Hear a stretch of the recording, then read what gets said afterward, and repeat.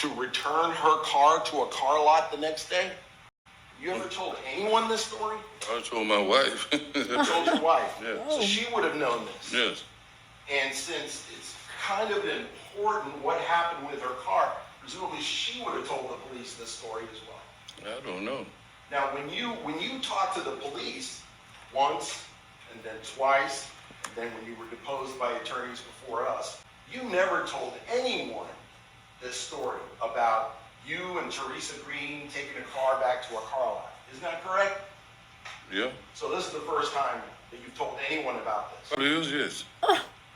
That was Joseph Butler, the main witness for the state against Demorris Hunter. And, you know, he was so amazing. He decided to wait until day one to release all these new details about the plans that him and the victim had, that they had spoken about the night before. Never shared it before, but he said, you know what, I'm gonna tell them today.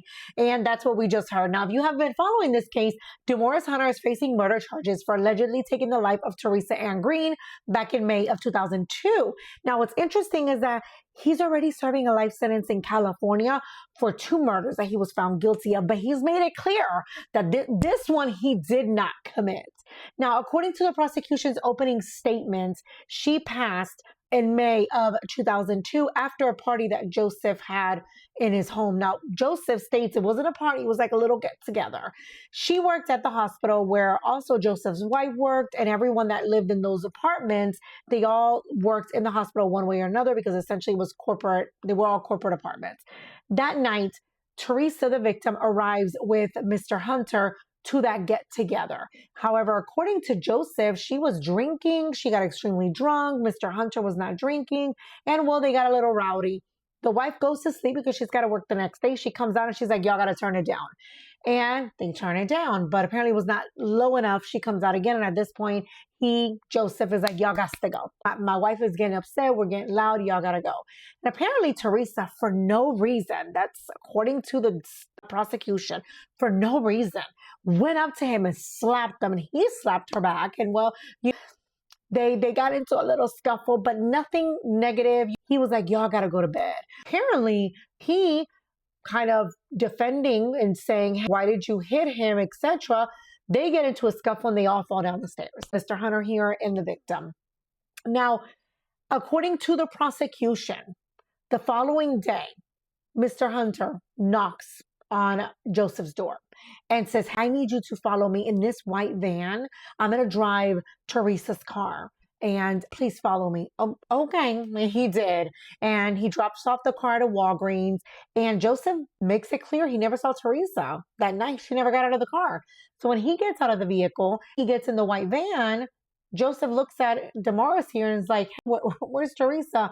And allegedly, Mr. Demorris here says, I did something bad. And Joseph says, don't tell me nothing. I don't want to know. I don't want to know. Apparently, he really didn't want to know. They go back home, yada, yada. The son of Theresa arrives to the apartment. Now, what's interesting is that she missed 2 days of work. So her job also caused concern about what's going on. But her son came back from a sleepover. He says that when he arrives, the door is half open and he's like 13 years old. Her purse is turned over on the bed. All her stuff is there. He doesn't understand what's going on. So he goes up to Joseph's apartment and says, have you seen my mom? And Joseph's like, no, haven't seen her today. Never shared that she was there the night before, anything like that. At this point, he does share with police when police arrive. Same thing I told you guys. He followed him to the Walgreens. They were in a white van. They came back, etc. Police arrived to the Walgreens, and sure enough, Theresa's body is found in the trunk. She is wrapped in something. They haven't specified what. And the medical examiner did determine that she died via strangulation, that in fact it was a homicide. Additionally, that they drove, well, that van was then found burned up in another area or on fire. At this point, they go ahead and they arrest him, and that's where we are here today. They arrested him, mind you, in Houston.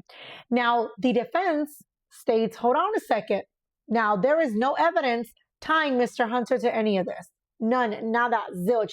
In fact, according to the defense, there is zero forensic evidence inside the apartment, none of his DNA, none of that shows up in this particular case in relation to Theresa. So the only reason really that they've arrested him is because of Joseph's story that he followed them to Walgreens. He had the car, yada, yada.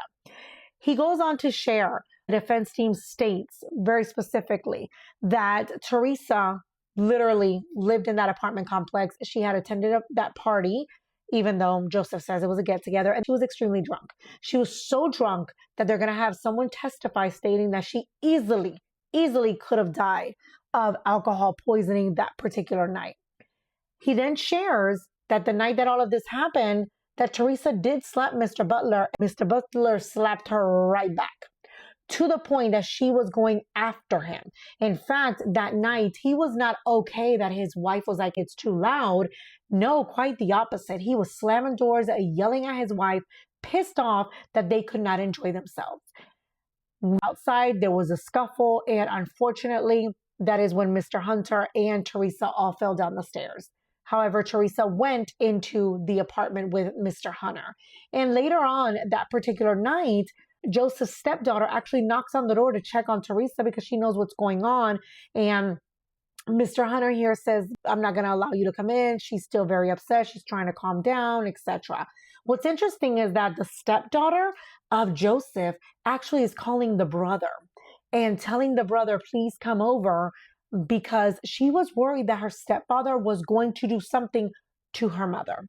And that's why she wanted the brother to come, to make sure that Joseph did not get out of hand with their mother.